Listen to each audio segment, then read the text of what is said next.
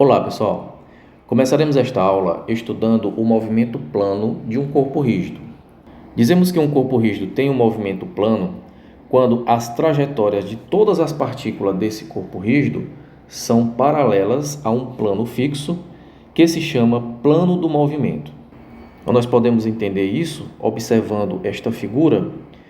Ela está mostrando uma única partícula de um corpo rígido que está girando em torno do eixo OZ. Veja que a trajetória dessa partícula é paralela ao plano OXY. E pela definição de corpo rígido, a trajetória de todas as partículas desse corpo rígido serão paralelas também a esse plano OXY. Então eu posso dizer que esse plano OXY é o plano de movimento para esse caso em que há apenas movimento de rotação do corpo rígido em torno do eixo OZ. Mas nós podemos ter um movimento mais geral para um corpo rígido. Um exemplo é uma combinação de translação e rotação. Então, de acordo com o que a gente viu da definição de um movimento plano, para que esse movimento seja plano, a translação deve ser paralela ao plano do movimento e a direção do eixo de rotação deve se manter fixa, perpendicular ao plano do movimento. Um exemplo em que há movimento de translação e rotação de um corpo rígido é o rolamento sobre um plano. As equações de movimento para um caso em que há translação e rotação são duas. Uma é a equação de movimento para a translação do centro de massa. dP dt é igual a resultante das forças externas, onde esse P aqui é o momento linear total do sistema e esse termo é a resultante de todas as forças externas. A segunda equação de movimento é a equação de movimento para a rotação do corpo rígido em torno do centro de massa. dL' dt é igual a tal linha externo, onde L' é o momento angular total do sistema em relação ao centro de massa. E este termo aqui é a resultante dos torques externos em relação ao centro de massa. Então, nós vamos trabalhar com essas duas equações de movimento quando eu estiver analisando o movimento de rolamento de um corpo rígido num plano, por exemplo. Nós podemos tomar como plano do movimento o plano OXY. Se o plano do movimento é o plano OXY, então o movimento de translação é paralelo a este plano OXY. Então, o momento linear total do sistema está contido nesse plano, né? Ou seja, nós temos aqui as componentes Pxi e Pyj. Pxi é a componente de P na direção do eixo OX, Pyj é a componente de P na direção do eixo OY. E nós temos também que o vetor resultante das forças externas também está contido nesse plano, tá? Ou seja, nós temos Fx externo I e Fy externo J, são as componentes da resultante das forças externas nas direções dos eixos OX e OY.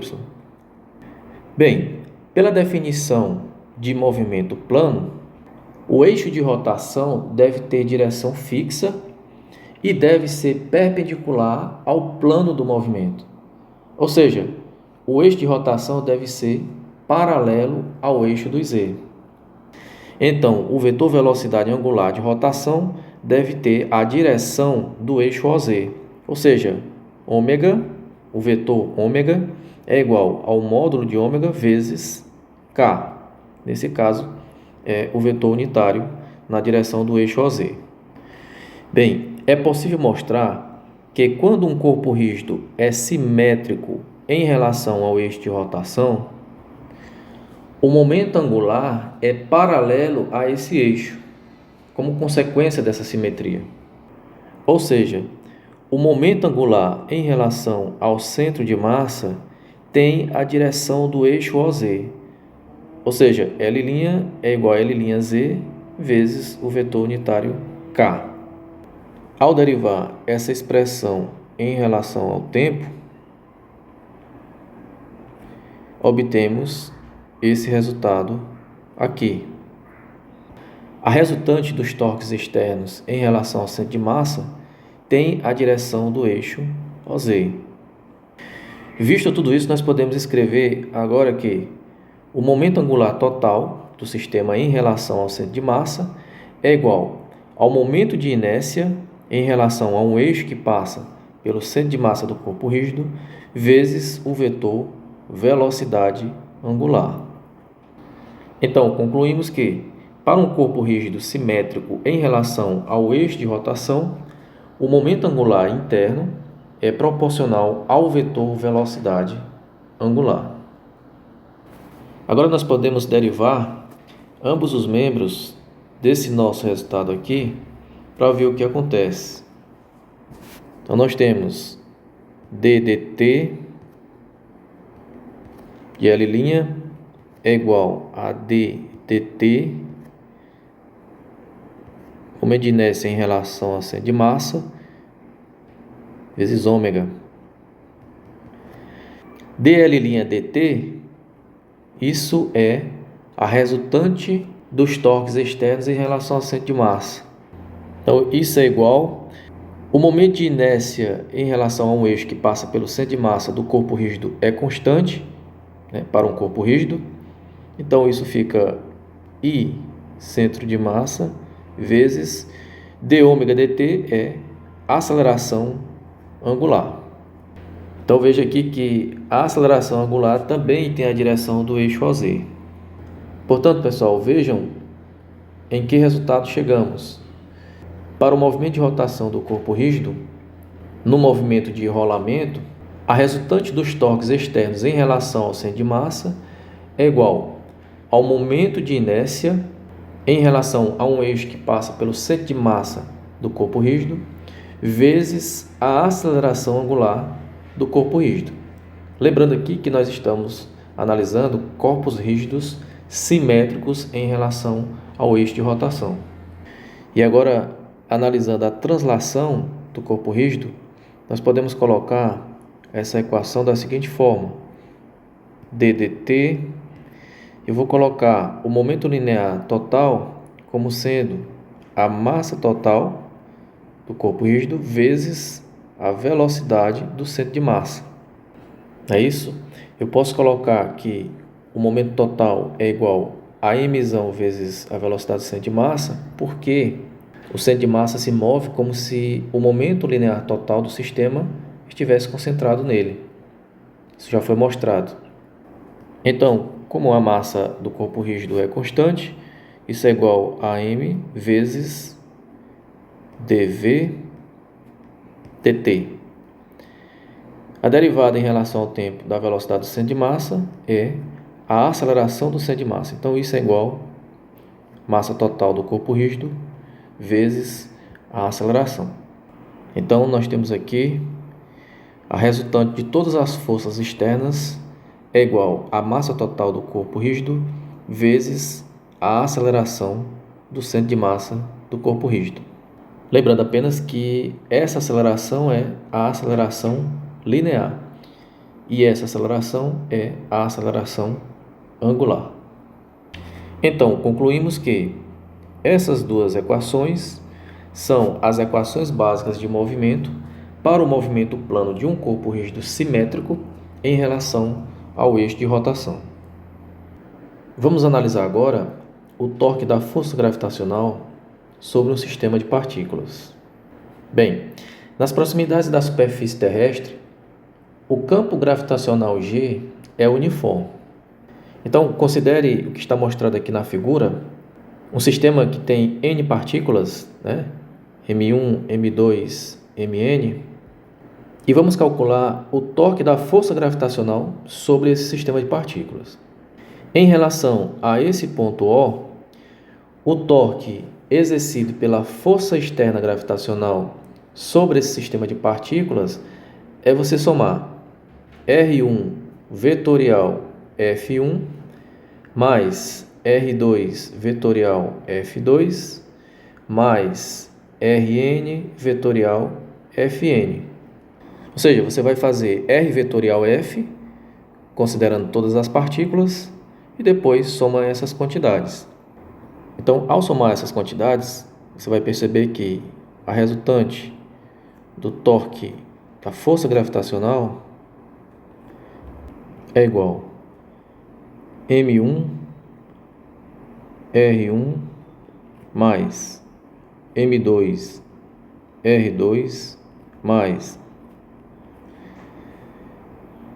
Mn Rn vetorial G. Eu coloquei aqui o G dessa forma porque G é uniforme nas proximidades da superfície terrestre. Colocando essa expressão entre parênteses na notação de somatório, nós temos que o torque da força gravitacional é igual a somatório I de 1 até N de MI vezes RI vetorial G. Agora veja que se eu quiser calcular o vetor posição do centro de massa para esse sistema de partículas, obtemos dessa forma: R é igual a 1 sobre a massa total vezes somatório I de 1 até o número de partículas de MI vezes RI. Ou seja, essa quantidade, somatório indo de 1 até o número de partículas de MI vezes RI, é igual à massa total do sistema de partículas vezes o vetor posição do centro de massa. Então é isto aqui, ó. Esta quantidade aqui é igual à massa total vezes o vetor posição do centro de massa. Então daqui nós temos que o torque total exercido pela força gravitacional em relação a esse ponto O é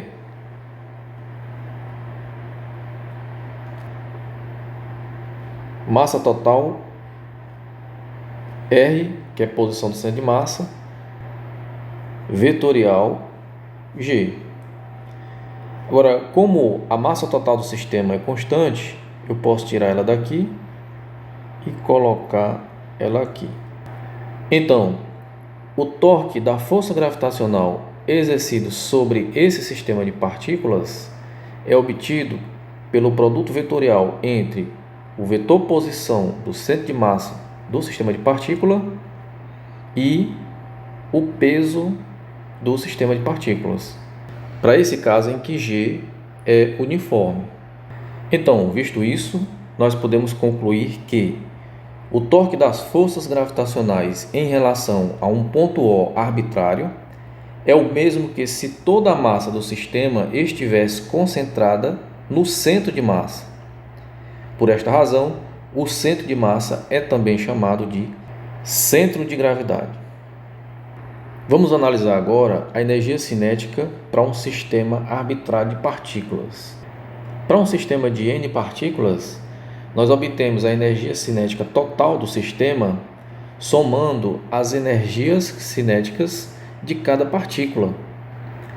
Ou seja, realizando essa soma.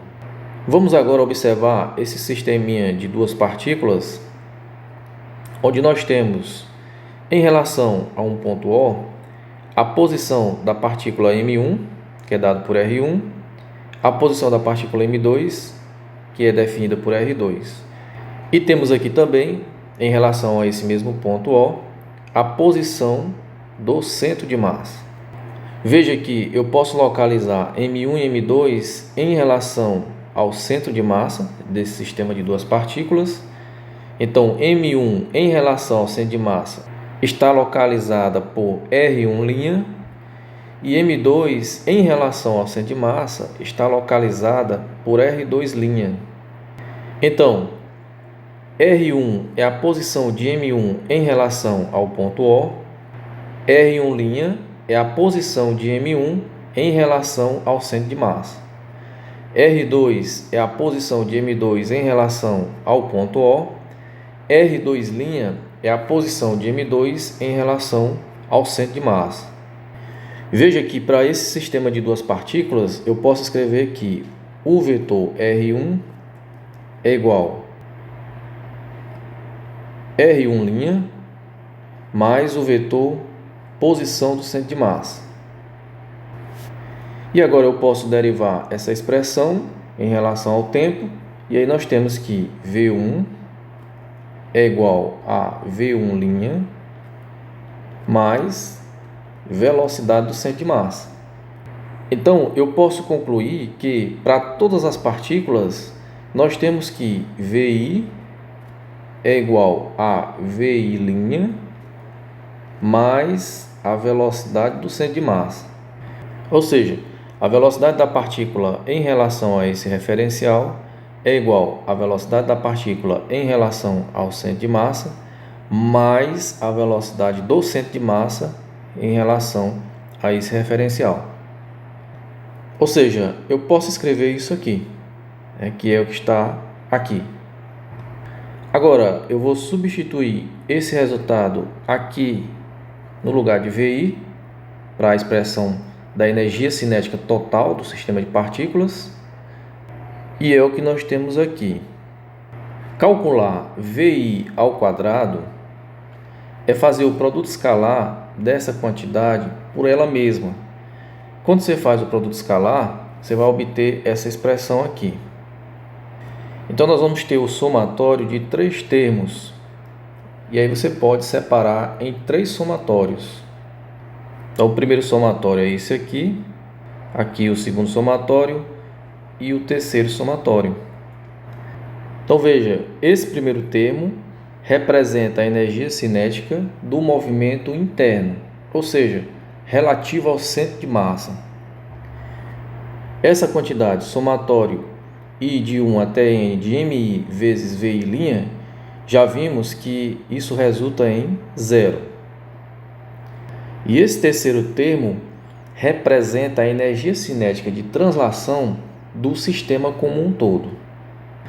Então, a energia cinética total do sistema de partículas é a soma da energia cinética do movimento interno, ou seja, relativo ao centro de massa, mais a energia cinética de translação do sistema como um todo.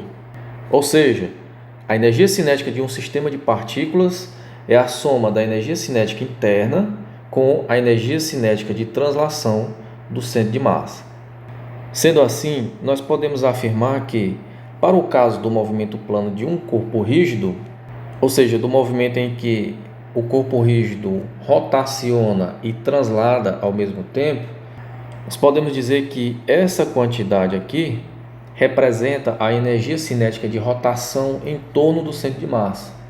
E aí você sabe que a velocidade linear é ômega vezes R, ou seja, essa quantidade iguala-se a 1/2 do momento de inércia em relação a um eixo que passa pelo centro de massa vezes a velocidade angular ao quadrado.